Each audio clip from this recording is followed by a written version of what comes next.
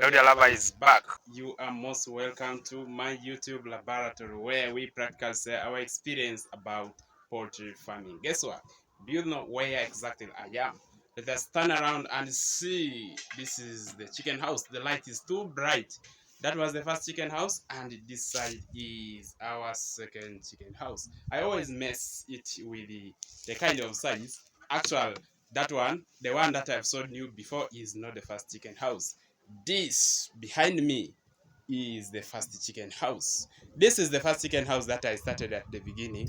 I brought in only 3 hens and some 2 males. Or I brought 1 male and the other one I got it later. So that was the starting point. I raised it within some few period of time. I was having 50 birds, and that was the beginning.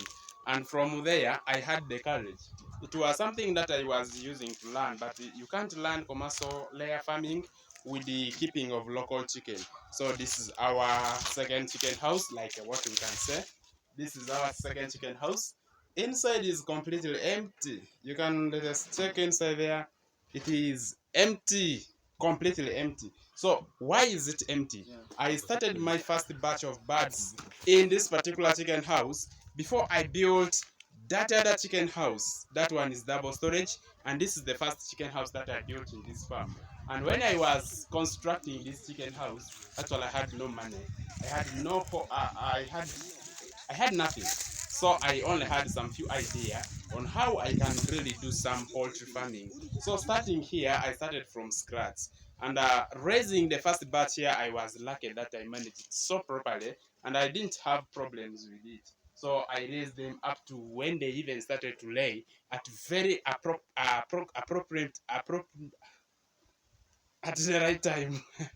They started to lay at the right time. So at that time, we were actually on our way into another bigger success that we were planning to have, which actually was construction of the second chicken house, which is there on the background.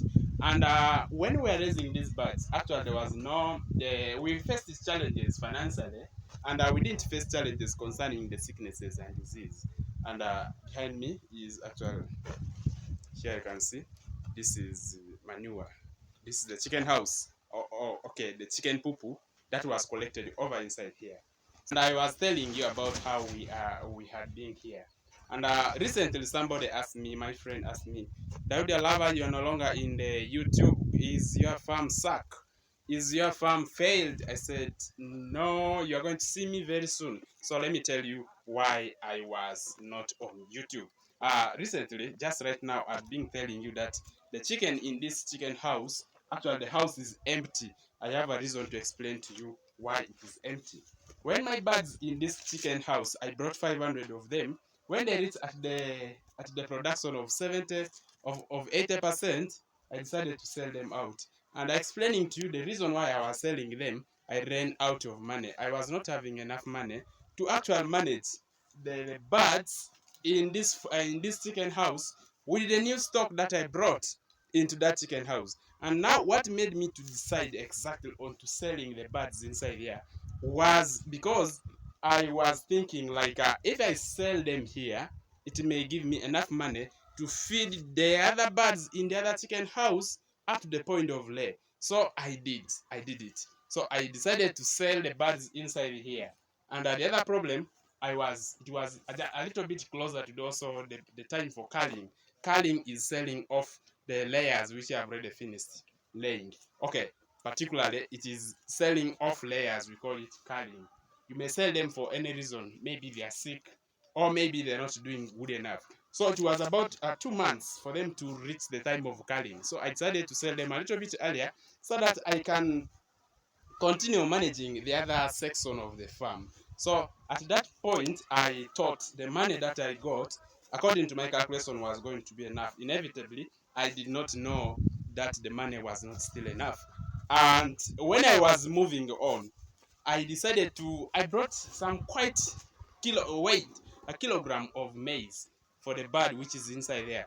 Like I was telling you, my bird started to lay on the 18th week.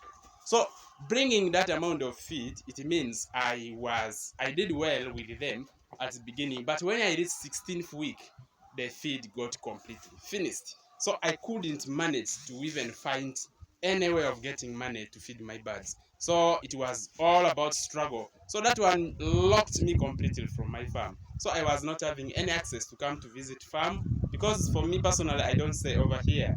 I don't stay in the farm. I stay in the capital city. I stay in Kampala, and my farm is being properly managed.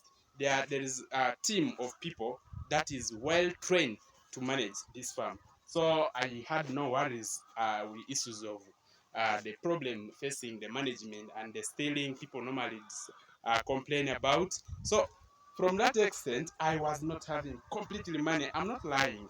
I did not have money just for transport, because I refused to compromise on the quality of the feed.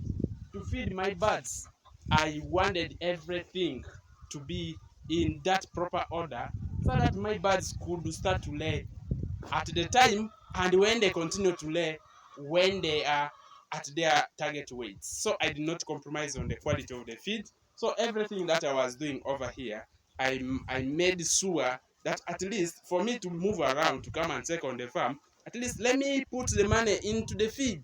The only problem was the feed, because by then they were not laying. So what has brought me here now, my birds reach, oh, today it is their 25th week. They have just started their 25th week. So it means there is already money coming in. I was sharing my excitement with you when I was not even around. My friend, I just asked him to take for me a video on how my birds are laying. So they started to lay on the 18th week, which actually is the best. So it is the best. It means though it was full of struggle, but I still made it sure that my birds will be start laying at the exact right time. So they did. They truly did it. So because of that, I managed now to get them into production. This is the 25th week. Right now, I am expecting them to be on the peak production. For me personally, according to experience that I got from the first batch of the birds, their peak production is supposed to be 97%. 97%. Though it is another different breed, I want to prove to you that it doesn't matter so much the quality of the breed. What matters is the management skills and how you're managing the farm in particular. So I was expecting them to be on the laying peak of 97%, but right now, do you think it is so? No, it is not. So it means there are some few challenges that we are going through which are unsolved, and I have come with the solutions. If you can observe right behind here, we have a new thing. It is called a laying box. This is a box that is for chicken to lay inside. Because why you need to provide the chicken with a laying box is clearly observed here. If you observe inside, it appears a little bit darker. And if you observe inside the chicken house, it may be brighter than what inside appears. And for the chicken, they need daylight, but when they are laying, they need somewhere which is a little bit darker. And this one you can experience it with the local chicken. That's why we provide them with the laying boxes. And the second reason for laying box is when the chicken are laying, so they are not supposed to be laying randomly anywhere. So you are supposed to make sure that they lay at least at a particular point, and that is what they desire. And it gives them comfort. That is another reason. So it means inside there we only put only 3 laying boxes, and this one we made it recently, and we dried it, we washed it, and we disinfected it. It is now high time for us to put it inside there. It is biosafe. It is very, very biosafe. So that was the first problem.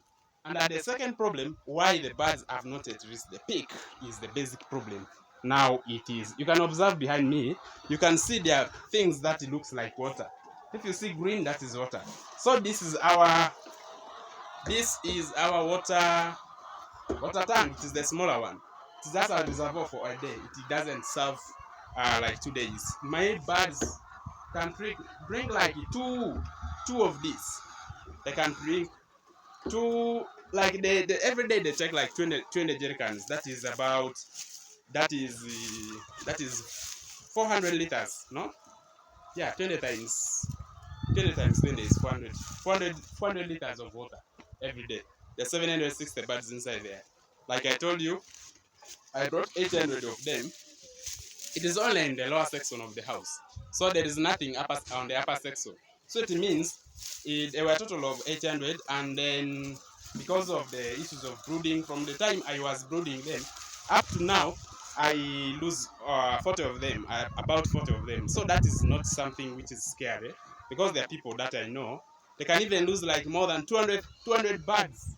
So it was something which is optimal, and it was not something that is scary. It means our system of managing it here was so properly. So that was the second reason. And I've also come with the solution that we are using tap water, which is right. You see that other coconut tree that appears behind there? We have a tap there. And this tap is for the community. And the problem with the tap, if something belongs to the community, the management becomes a little bit tougher financially. Because here, paying for water is a crime for people. It feels like they are being burdened. So that's why people are always complaining. They don't take responsibilities for the things around them. So because of that, now you see there are always challenges which you can face when you're using things communally. So the water is pumped by using solar. We don't have national water over here. And that solar system, I got some small challenge. And that small challenge has defeated the whole community. What I've decided to be the solution is there is also borehole nearby. I'm going to actually pay for that borehole, whereby we can get our water when people are not there. Maybe generally at the evening hours. So at evening hours, we shall be getting water for the farm. It means the community will not be fetching. For them, they fetch on the daytime. Reaching evening, they lock the borehole. And then they also open it in the morning. So at this particular moment, we are going to be using the borehole at the evening about 1 hour for us to fetch enough water for the day. And that is the routine that I've set for this one. And when you have chicken like what I do, what you need to make sure is the water source is very, very important. Is very, very, very, very important when you are doing poultry farming. So without water, what you are doing is really gambling, because they cannot stay without water. At least the food can be compromised, but water is the key. Without water is the very big problem. And this is what we are going to be doing. And the good thing with the poultry, uh, a big problem can be just solved once, and after that it goes completely over. And at this particular moment, I'm sure I'll be telling you I'll reach the lay production, the lay peak production, which is very, very soon. After solving what I've told you, we are going to reach the peak production very, very soon. So it's the laying period. At least the birds are giving money. There is no hassle. We at least sell eggs, and everything moves on. In the background, you can see he has been just collecting eggs. The eggs are very, very amazing. And it is dry season, but the size of the eggs that I'm collecting is just very, very significant, very, very important. So I like the work that he always does. He's somebody who is very responsible for the farm. I'll say something about him in another video, not at this particular time. So it means these are some of the kinds of challenges that we may face. And there is another next video which is coming about when to start expanding your farm. Before you watch that video, in case you have already started your farm, or you are going to have a farm that you may at the same time plan to expand it, you must first watch that video before you expand your farm. If you watched us up to this far, I'm sure you must have already known that Daudi Alaba's farm never failed. But I was just at the lowest point of my life, right in the farm. But we have really managed to solve all the problems successfully. So you are going to be seeing us so consistently with the videos in this farm. Thank you. Thank you so much for watching. My name is Daudi Alaba. Today is sunny day that the camera is even showing it. It is very, very sunny. And behind me are my 3 chicken houses. The first one is the one in the middle that I started with local chicken. And the other side is the second chicken house.